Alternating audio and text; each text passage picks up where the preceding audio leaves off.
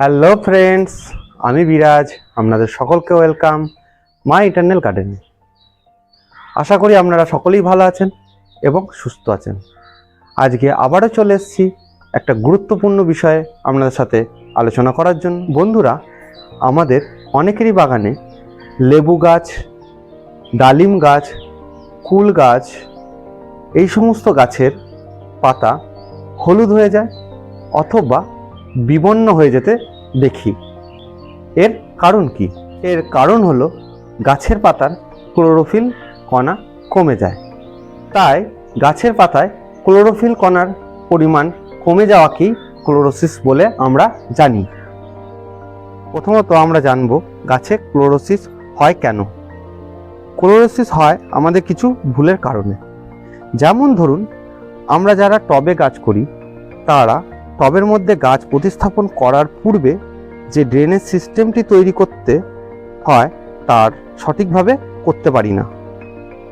আবার অনেক ক্ষেত্রে কোনো গাছ দীর্ঘদিন একই টবের মধ্যে থাকার ফলে টবের ড্রেনেজ হোলটি বন্ধ হয়ে যায়, যার কারণে টবের মাটিতে জমে থাকা জল বাইরে বেরিয়ে আসতে পারে না। গাছের মাটি সবসময় ময়েস হয়ে থাকে, তার ফলে গাছের রুটগুলি ড্যামেজ হয়ে যায়।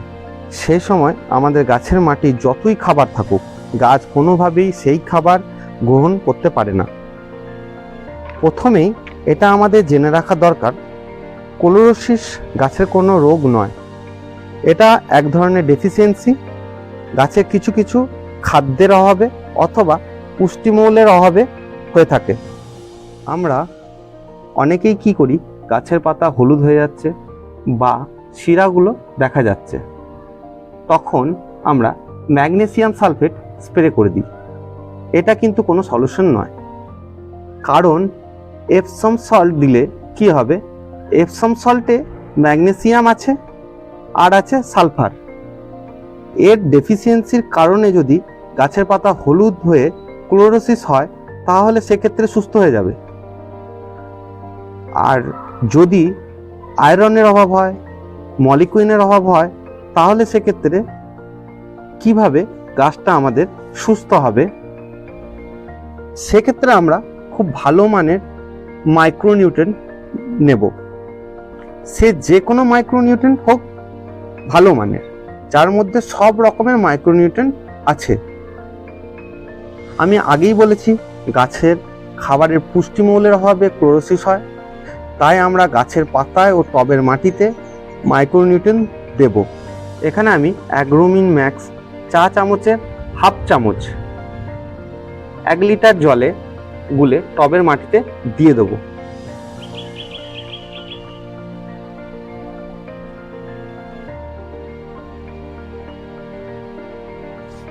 এবং 2 দিন পর গাছের পাতায় ওই পরিমাণই স্প্রে করে দেবো।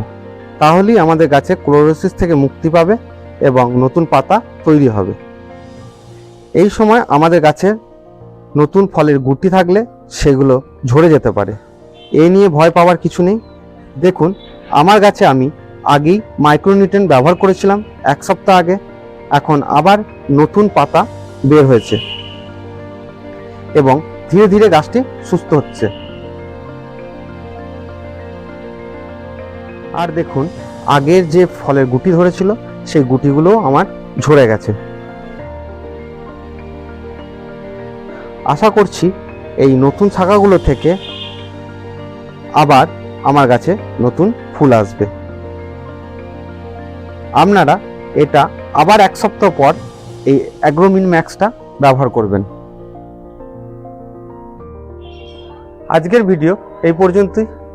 আমার ভিডিও যদি আপনাদের ভালো লাগে তাহলে ভিডিওটার মধ্যে লাইক, শেয়ার এবং কমেন্ট করবেন। আর আমার চ্যানেলে যে সমস্ত নতুন বন্ধুরা আছেন তারা চ্যানেলটিকে সাবস্ক্রাইব করবেন এবং পাশে থাকা বেল আইকনটাকে প্রেস করে দেবেন সবার আগে নতুন নতুন ভিডিওর আপডেট পেতে। নমস্কার।